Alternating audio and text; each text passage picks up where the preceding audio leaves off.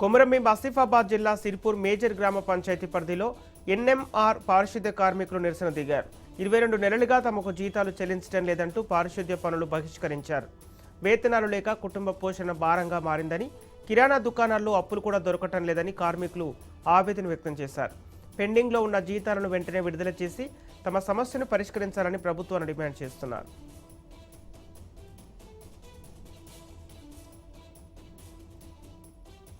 అంబేద్కర్ కోనసీమ జిల్లా లక్కవరంలో అరుదైన పుంగనూరు ఆవు దూడ అందరి దృష్టిని ఆకర్షిస్తోంది. కేవలం 12 అంగుళాల పొడవుతో జన్మించిన ఈ చిన్నారి దూడను చూసేందుకు చుట్టుపక్కల గ్రామాల నుంచి ప్రజలు ఆసక్తిగా తరలివస్తున్నారు. తమ ఇంట్లో ఈ దూడ కుటుంబ సభ్యుల్లా కలిసిపోయిందని యజమానురాలు ఆనందం వ్యక్తం చేస్తున్నారు. ముఖ్యంగా తమ మనుమరాలు వర్షినితో ఎంతో మమైకమై ఆడుకుంటుందని తెలిపారు.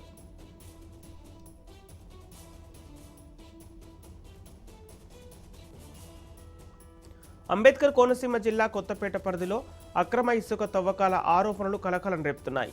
మందపల్లి, గోపాలపురం రీచ్ల నుంచి నిబంధనలకు విరుద్ధంగా రాత్రింబవళ్లు ఇసుక, మట్టి తవ్వకాలు జరుగుతున్నాయని స్థానికులు ఆరోపిస్తున్నారు. నేషనల్ గ్రీన్ ట్రిబ్యునల్ ఆదేశాల ప్రకారం జూన్ 1 నుంచి తవ్వకాలు నిలిపివేయాల్సి ఉన్నప్పటికీ భారీ యంత్రాలతో అక్రమంగా తవ్వకాలు కొనసాగుతున్నాయని చెబుతున్నారు. అక్రమ ఇసుక తవ్వకాలను అడ్డుకొని బాధ్యులపై కఠిన చర్యలు తీసుకోవాలని డిమాండ్ చేస్తున్నారు.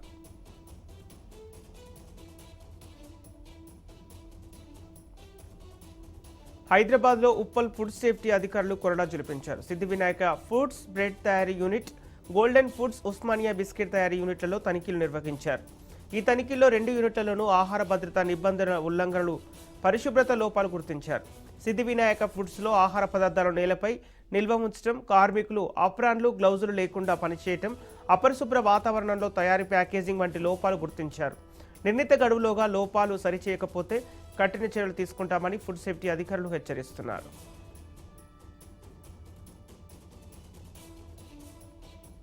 నంద్యాల జిల్లా శ్రీశైలం నియోజకవర్గంలో రాజకీయ సమీకరణాలు మారుతున్నాయి. ఆత్మకూరులో వైసీపీకి ఎదురుదెబ్బ తగిలింది.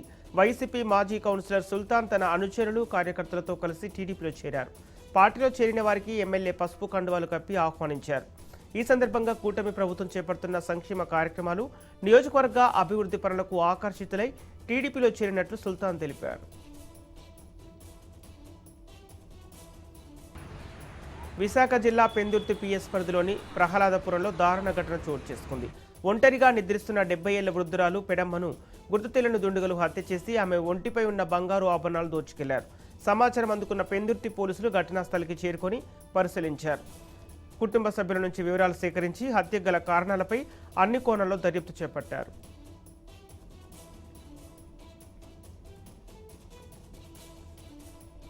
అనంతపురం జిల్లా రాప్తాడు మండలంలో మార్కెట్ యార్డ్ ఏర్పాటుకు చర్యలు వేగవంతమయ్యాయి. మార్కెట్ యార్డ్ నిర్మాణానికి కేటాయించిన స్థలాన్ని market yard chairman Sudhakar చౌదర్, endowments EO Ramanjaneyulu పరిశీలించారు. సంబంధిత అధికారులతో అభివృద్ధి పనులపై చర్చించారు. రాప్తాడు మండల రైతులు చాలా కాలంగా మార్కెటింగ్ సమస్యలు ఎదుర్కొంటున్నారని వారు తెలిపారు. ఎమ్మెల్యే పరిటాల సునీత దృష్టికి తీసుకెళ్లడంతో దేవాదాయ శాఖకు చెందిన భూమిని మార్కెట్ యార్డ్ కోసం కేటాయించే ప్రక్రియ ప్రారంభమైందని చెప్పారు.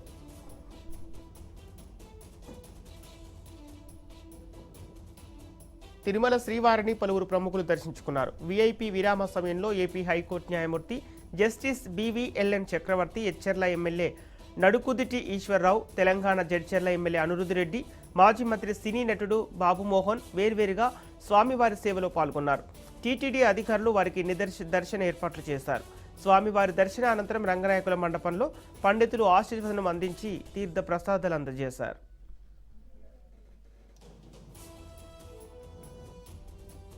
ప్రభుత్వం ధాన్యాన్ని అక్రమంగా దారి మళ్లించే వారిపై రామగుండం పోలీస్ కమిషనరేట్ కఠిన చర్యలు చేపడుతోంది.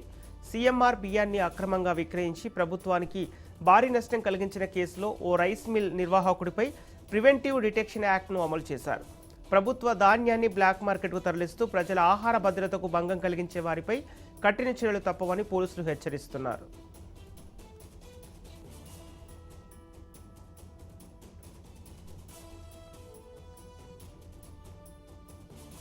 నేర నియంత్రణలో భాగంగా హన్మకొండ పోలీసులు చర్యలు ముమ్మరం చేశారు.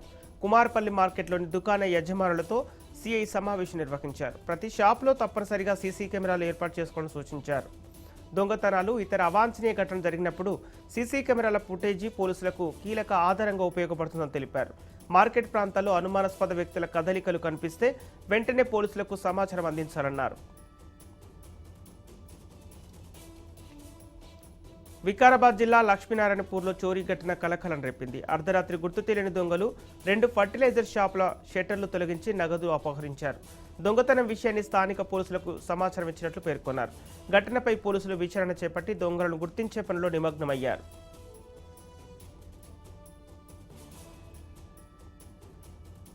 విదేశాల్లో ఉద్యోగాల పేరుతో యువతను మోసం చేస్తున్న నకిలీ ఏజెంట్లపై కామారెడ్డి పోలీసులు కొరడా జలిపించారు. రష్యాలో వర్క్ పర్మిట్ ఉద్యోగాలు ఇప్పిస్తామని నమ్మించి 9 లక్షల రూపాయలు వసూలు చేసిన నిందితుడిని అరెస్టు చేసి రిమాండ్కు తరలించారు. గలేటి వెంకటయ్య అలియాస్ వెంకటేష్ విదేశీ ఉద్యోగాల పేరుతో మోసం చేసినట్టు తెలిపారు. డబ్బులు తీసుకున్న అనంతరం తప్పించుకు తిరుగుతున్న నిందితుడిపై ఫిర్యాదు అందడంతో పోలీసులు దర్యాప్తు చేపట్టారు. ఈ కేసులో మరో 2 నిందితులు ఉన్నారని, వారిని త్వరలో అరెస్ట్ చేస్తామని చెప్పారు. కొమురమి ఆసిఫాబాద్ జిల్లా మర్దిడి గ్రామంలో గ్యాస్ సిలిండర్ పేలుడు ఘటన చోటు చేసుకుంది. ఆత్రం మల్లేష్ ఇంట్లో సిలిండర్ పేలటంతో మంటలు చెలరేగి ఇల్లు పూర్తిగా దగ్ధమైంది. ఈ ప్రమాదంలో బియ్యం, బట్టలు, నగదు, ఇతర విలువైన సామాగ్రి అగ్నికి ఆహుతైనట్లు బాధిత కుటుంబం తెలిపింది. కట్టు బట్టలతో మిగిలిపోయామని, ప్రభుత్వం తమను ఆదుకోవాలని బాధితులు కోరుతున్నారు.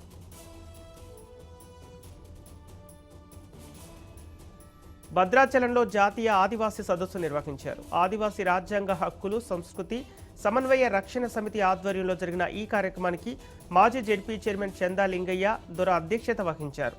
ఏజెన్సీ ప్రాంతాల్లో చట్టాలు, సహజ వనరులపై, గిరిజనుల హక్కులు, వారి సంస్కృతి పరిరక్షణ అంశాలపై చర్చించారు. జల్ జంగిల్ జమీన్ ఆదివాసీల హక్కులని నాయకులు తెలిపారు. గిరిజన ప్రాంతాల్లోకి ఇతర చొరబాట్లు, సహజ సంపద దోపిడీని అడ్డుకోవాల్సిన అవసరం ఉందన్నారు.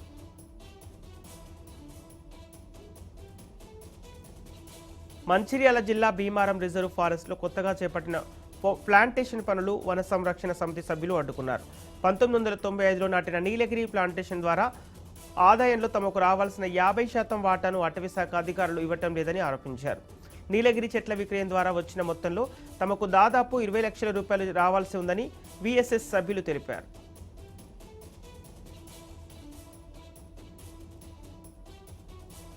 చిలుకలూరిపేటలో ఎన్నికల ప్రధాన అధికారి వివేక్ యాదవ్ పర్యటించారు. కృష్ణానగర్ పోలింగ్ స్టేషన్ అధికారులతో ఎస్ఐఆర్ ప్రక్రియపై సమీక్ష నిర్వహించారు. ప్రక్రియ జరుగుతున్న తీరును అధికారులను అడిగి తెలుసుకున్నారు. ఓట్లు తొలగిపోతాయనే అపోహలు వద్దని, ఎస్ఐఆర్ అనంతరం అవసరమైన చేర్పులకు అవకాశం ఉంటుందని స్పష్టం చేశారు.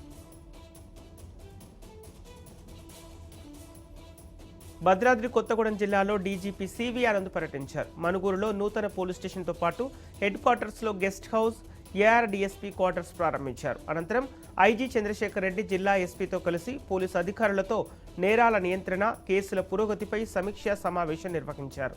పారిశ్రామిక ప్రాంతంగా అభివృద్ధి చెందుతున్న జిల్లాల్లో ఇతర రాష్ట్రాలకు చెందిన ఆర్గనైజ్డ్ గ్యాంగ్ల కదలికలను గుర్తించామని, వారిపై కఠిన చర్యలు తీసుకుంటామని తెలిపారు.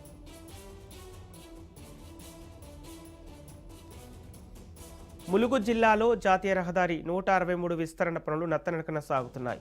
వాహనదారులు తీవ్ర ఇబ్బందులు ఎదుర్కొంటున్నారు. చీకుపల్లి ఇసుక వాగుపై నిర్మిస్తున్న వంతెన పనులు నెలలుగా పూర్తి కాకపోవడంతో చిన్నపాటి వర్షానికే రహదారి బురదమయంగా మారుతోంది. లారీలు, బస్సులు ఇరుక్కుపోతుండగా ద్విచక్ర వాహనదారులు ప్రమాదకర పరిస్థితుల్లో ప్రయాణిస్తున్నారు. కాంట్రాక్టర్ నిర్లక్ష్యం, అధికారుల పర్యవేక్షణ లోపంపై స్థానికులు ఆగ్రహం వ్యక్తం చేస్తున్నారు. వర్షాకాలం సమస్యలు మరింత పెరగకముందే పనులు వేగవంతం చేయాలని ప్రజలు డిమాండ్ చేస్తున్నారు.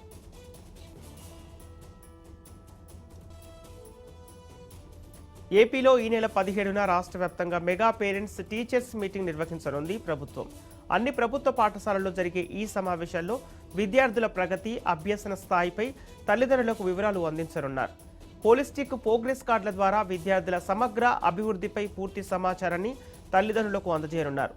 రంపచోడవరంలో జరిగే మెగా పేరెంట్స్ టీచర్స్ సమావేశంలో ముఖ్యమంత్రి చంద్రబాబు పాల్గొననున్నారు.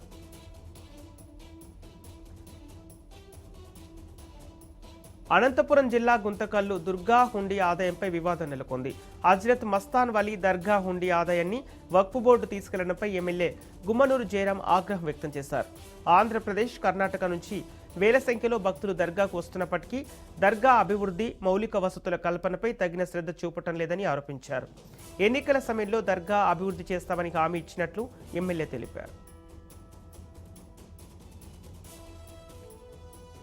కొమరంభీం ఆసిఫాబాద్ జిల్లా సిర్పూర్ గ్రామ పంచాయతీ కార్యాలయానికి పారిశుద్ధ్య కార్మికులు తాళం వేసి నిరసన దిగారు. గత 22 నెలలుగా తమకు వేతనాలు చెల్లించకపోవడంతో ఈ నిర్ణయం తీసుకున్నట్లు తెలిపారు. బకాయి జీతాలు పూర్తిగా విడుదల చేసే వరకు గ్రామంలో పారిశుద్ధ్య పనులు చేపట్టబోమని కార్మికులు ఏకగ్రీవంగా ప్రకటించారు. వారికి ఒప్పంద సిబ్బంది కూడా మద్దతు తెలపడంతో పంచాయతీ కార్యాలయం ఎదుట ధర్నా నిర్వహించారు. వెంటనే బకాయి వేతనాలు విడుదల చేసి తమ సమస్యను పరిష్కరించాలని ప్రభుత్వాన్ని వారు డిమాండ్ చేస్తున్నారు.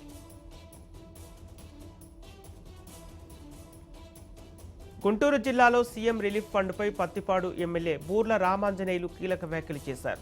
కూటమి ప్రభుత్వం అధికారంలోకి వచ్చి 2 ఏళ్లలో తన నియోజకవర్గంలో 13 కోట్ల రూపాయల మేర సీఎం సహాయ నిధి ద్వారా లబ్ధిదారులకు అందించినట్లు తెలిపారు. గుంటూరులోని తన కార్యాలయంలో లబ్ధిదారులకు చెక్కులు, ఎల్ఓసీలు అందజేశారు. 27 మందికి రిలీఫ్ ఫండ్, 15 మందికి ఎల్ఓసీలు అందించామని, వీటి విలువ 3,94,00,000 ఉంటుందని చెప్పారు.